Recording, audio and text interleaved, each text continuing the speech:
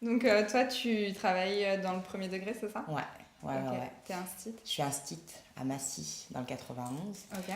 Et grande section. Grande section. Ouais, grande Ok. section.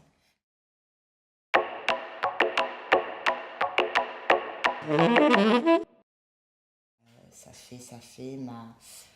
Parce que nous, chez les instits, on peut changer de niveau. Ouais. Donc moi, ça fait ma 5e année consécutive, je crois, que je suis en maternelle. Ok. Donc je commence à être rodée là, et puis je prends souvent les grandes sections. Ok. Personnellement, j'ai des enfants en bas âge. Donc quand tu rentres à la maison et que tu n'as pas les copies à corriger, que tu n'as pas tout ça à faire, c'est quand même plus plaisant. Je préfère aussi pouvoir avoir du temps pour m'occuper de mes gosses à moi. Ouais. Et à la maison, bah, si tu ramènes trop de taf, il arrive un moment où... C'est beaucoup de travail de toute façon, l'enseignement de manière générale. Mais c'est vrai que en fait, moi je me rends compte en ayant aussi des petits qui sont en maternelle et là le grand qui vient d'entrer en CP. Moi je sais pas comment vous faites, franchement. Hein, parce que quand j'ai passé mon CAPES, je voulais passer le CRPE en même Ouais. temps. Et j'ai lâché l'affaire avant même de m'inscrire en fait, parce que je me suis rendu compte que c'était énormément de choses, que ça demandait énormément de patience. Qu'en plus il fallait maîtriser tout un tas de savoirs et ça je me sentais pas capable de le faire.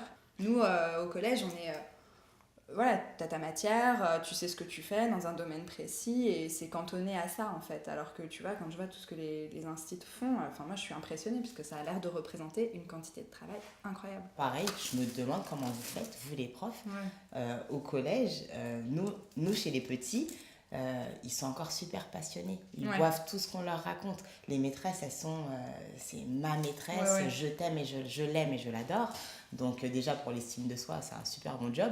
Mais je sais pas, au collège, je pense qu'avant de faire ton cours, tes apprentissages à proprement parler, tu as tellement plein d'autres choses à gérer. Enfin, c'est la représentation que je m'en fais. Ouais. Les ados, enfin, ils sont chiants, ils sont relous. C'est le principe de l'adolescent. Voilà, donc je veux dire, tu arrives pénible.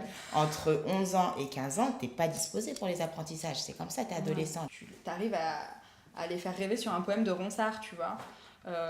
Et que eux ils n'auraient jamais été chercher d'eux-mêmes et à justement générer cette envie-là qu'ils ont un peu perdue au fur et à mesure de leur scolarité et surtout dans les quartiers dans lesquels moi je travaille qui sont quand même des quartiers compliqués. Bah ça c'est génial. Et c'est vrai que tu parlais de reconnaissance. La reconnaissance elle est avec les élèves c'est un peu qui tout double. C'est-à-dire que là en plus moi ça fait 3 ans maintenant que je suis dans l'établissement dans lequel je travaille. Et au début, c'était compliqué de me positionner parce que personnellement, j'avais un rapport compliqué à l'autorité aussi. Je savais pas trop comment faire. Le début, c'est toujours Voilà, compliqué. c'est toujours difficile. Puis je suis jeune, je suis une femme. Enfin, voilà, ça fait beaucoup de choses.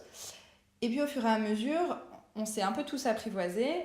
Aussi, quand tu restes dans un établissement, les gamins ils finissent par te connaître. Même ceux qui t'ont pas eu, on t'explique aussi comment dans l'absolu il faudrait gérer des situations qui peuvent dégénérer et être vachement graves, en te disant toujours de jamais rien prendre personnellement, mais enfin perso quand je me fais insulter... Salope, c'est pour toi. Et tu sais que c'est des gamins et que c'est le seul moyen qu'ils ont de dire qu'ils sont pas contents, mais il y a un moment où c'est...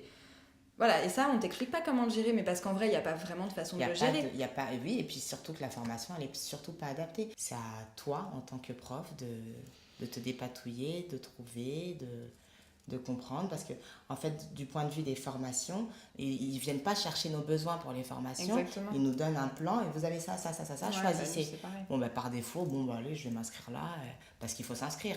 Mais tu sais que la formation, elle va pas t'intéresser. Bah, je crois que c'est un peu un retour qu'on fait tous sur les formations qu'on Donc qu'on il fait. faudrait peut-être qu'ils aillent chercher nos besoins et nous on peut bosser après avec les formations parce que nous perso en ce moment nos formations on se les fait tout seul. On fait un projet bien-être dans l'école. C'est super ça. Donc le projet bien-être, on a une maman d'élève qui est psychomotricienne qui a proposé ses services et donc elle est venue nous faire une formation yoga, une formation posture, une formation tout ça et elle nous a fait le petit plan et donc dans nos classes on essaye les exercices de respiration 10 minutes, on essaye et c'est comme ça qu'on arrive à monter nos petits trucs et à... C'est ça qui est un peu triste effectivement, c'est que je pense qu'il y a beaucoup de demandes chez les enseignants justement pour avoir accès à ce genre de choses et c'est là où on revient au truc politique, c'est que comme déjà au moins tous les 5 ans à chaque nouvelle présidentielle, à chaque nouveau gouvernement, tu sais pas à quelle sauce tu vas être mangé. En fait tu te dis que de la petite section au CM2, quand tu regardes, t'en as pas un qui a appliqué le programme en entier de la petite section au CM2. Donc comment savoir si leur schmilblick qui fonctionne? Bah tu peux pas, puisque tous les 5 ans tu es quasiment sûr Qu'il va y avoir un changement. Il va y avoir un changement, pas dans la totalité. Peut-être on va s'occuper que des petites sections, peut-être on va s'occuper que des élémentaires ou que du collège, mais il y aura un changement. Ouais, c'est ça. Donc tu peux pas installer des trucs de manière pérenne et du coup pédagogiquement, enfin je sais pas, c'est quand même la base, c'est-à-dire que pour que ça fonctionne, il faut qu'il y ait de la répétition, il faut voir aussi sur le long terme comment ça prend. C'est surtout s'ils arrêtaient de détricoter voilà, ce que les autres font, enfin c'est-à-dire qu'il y a un moment il faudrait que ce soit rationalisé. Tous les mots élèves, on a regardé, on a décortiqué. Tous les mots élèves dans le programme, c'est remplacé par le mot enfant. Donc nous... Paternalisme, bonjour. Alors, oui, voilà, tu dis donc, et moi mon but quand même, c'est que l'enfant, à l'école, il devienne élève. Bah oui. Je ne peux pas prendre tous les enfants, je dois arriver à une classe, donc oui, à des uniformiser. Élèves. Voilà, des individualités, ça ne peut pas fonctionner. En tout cas, pour former une classe, ça ne peut pas fonctionner. Bah non, mais eux, ils veulent là qu'on fonctionne en enfant, en individualité.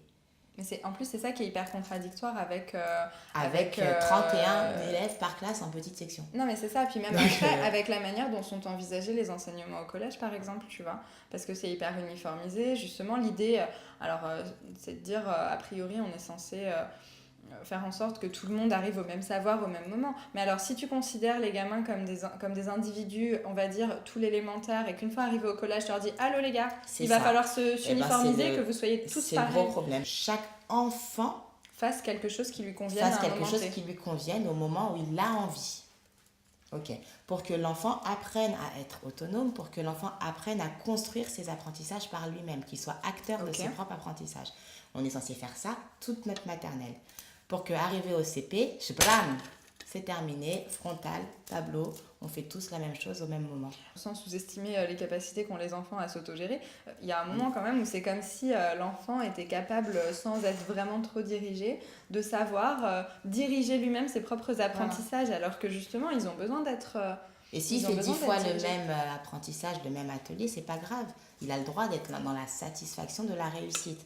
Soit, je suis d'accord. Il faut qu'ils apprennent la frustration c'est qu'à la fin de l'année, je dois quand même l'emmener quelque part, moi, le gamin. Bah oui, c'est sûr. Une fois qu'il a compris que le A était un A, on va peut-être passer au B. Bah oui, c'est pas mal. Tu vois, par exemple, normalement, on était censé faire des cours d'éducation sexuelle. Et donc, il y a quand même les garçons qui disaient... Il y en a un, il m'a dit, à ce qui paraît, on m'a dit que quand on couche avec une fille en dehors du mariage, on prend ses péchés. J'étais là, donc toi, pas de transmission de péché. Et tu sais, ils avaient une vision vachement négative. Et je leur disais, mais en fait, il n'y a pas un moment où vous avez dit que la sexualité, ça pouvait être quelque chose d'épanouissant, un acte d'amour, tout ça. Donc en fait, pour vous, c'est soit un truc sale, soit un truc tabou, caché et tout. Et donc c'est vachement difficile. Tu vois, c'est des trucs comme ça où c'est hyper violent et tu te rends compte que d'un côté, c'est pas de leur faute. Parce que ils sont dans un environnement... Dans un tabou, dans une éducation du non-dit. Moi, je revois la violence que c'est. Parce que tous les ans, on se bat. Alors, c'est l'instant... Voilà, mais c'est vrai, tu vois, tous les ans on se bat, tous les ans on se rend compte qu'on a moins et qu'on nous demande de faire plus avec plus d'élèves. Et on devrait pas. Et tous les ans on est confronté, parce que nous en plus on est vraiment à tous les postes, c'est-à-dire qu'à la fois en tant que fonctionnaire de l'État, il y a des choses qui peuvent nous heurter dans les conditions dans lesquelles on nous demande de travailler. Et en plus de ça, on est directement avec les enfants qui sont des personnes et on vit aussi leur quotidien. Et très franchement, moi je pense qu'il y a plein de gens qui survivraient pas 2 minutes, qui ne tiendraient pas 2 minutes dans la vie de ces gamins. Ah oui, non, tu vois. Et donc en fait on est à cheval entre ces deux trucs là, entre le caractère politique, tu vois, de notre fonction parce qu'on est des agents de l'État, et puis en même temps t'es confronté à la vraie vie, c'est-à-dire aux gamins que t'as en face de toi avec leur vie et comment ils vivent aussi dans cet environnement. Les gens qui... Et c'est dur. Genre une assistante sociale, je pense qu'elle aurait exactement le même point de vue. Non mais c'est ça. Elle est là, elle n'a pas de moyens, mais elle doit bosser. Et tu dois faire. Et très franchement, je sais pas à quel point je tiendrais... Combien de temps je peux tenir là-dedans. Après, voilà, il te donne de la force, tu vois, justement, ce dont on parlait, qui est hyper positif, ça donne de la force. Ça donne de l'espoir, et puis t'as pas envie de les lâcher aussi, tu vois. Tu te dis, j'ai pas envie de lâcher tous ces gamins. Mais tu sais que le fait est que à 7 ans, des personnes de ma promo, on a été prof en même temps, titularisés en même temps. Ils ont arrêté. C'est déjà mort.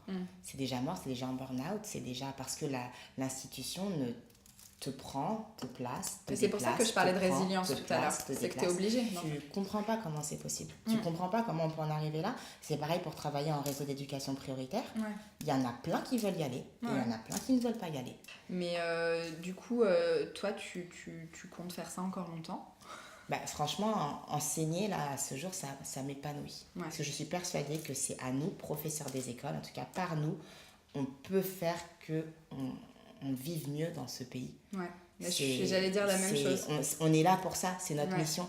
Si le professeur de l'école de la République française, je crois en la laïcité, je crois en la République. Après, les politiques sont ce qu'ils sont. Je ne fais pas de politique, mais je fais mon bonhomme de chemin dans mon quartier, dans ma ville. Et je veux que dans ma ville, ça se passe bien, quoi. Dans mon école, ça se passe bien. Donc, c'est forcément par nous que ça passe. Ouais, je suis complètement d'accord. C'est une mission. En vrai, je sais que ce que j'ai de mieux à faire aujourd'hui, c'est d'enseigner à mes élèves comme j'espère en tout cas leur enseigner du mieux possible et leur apporter ce dont ils ont besoin, même au-delà de juste l'enseignement de la littérature, qu'on discute vraiment, qu'on apprenne à réfléchir ensemble et qu'effectivement on ait des discussions sur des sujets qui sont pas au programme et qui tiennent, voilà, et qui tiennent au fait qu'on a besoin de tous s'entendre et qu'on a besoin, voilà, alors ça fait très Miss France, mais c'est du vivre ensemble. C'est trop fun, l'école, c'est waouh, l'école c'est génial. Faut leur vendre un peu de rêve, quoi. Voilà, faut leur vendre du rêve dès la maternelle et puis dès que tu sors de ta grande section épanouie, en principe, le chemin des possibles est assez grand. Ouais, ce petit moment où tu vois qu'il a compris ce que tu racontes. Ouais. Là, tu sais, même quand c'est ça y est, tu l'as le c'est ça, ça y est, tu l'as. Satisfaisant. Enfin, c'est vraiment très jouissif. Exactement. Ouais. C'est beau qu'il y ait tout ça aussi. Ouais. Et c'est beau Enfin, moi, je suis contente de faire ce métier parce que j'ai vraiment l'impression d'aider des gens. C'est ça. Pour de vrai.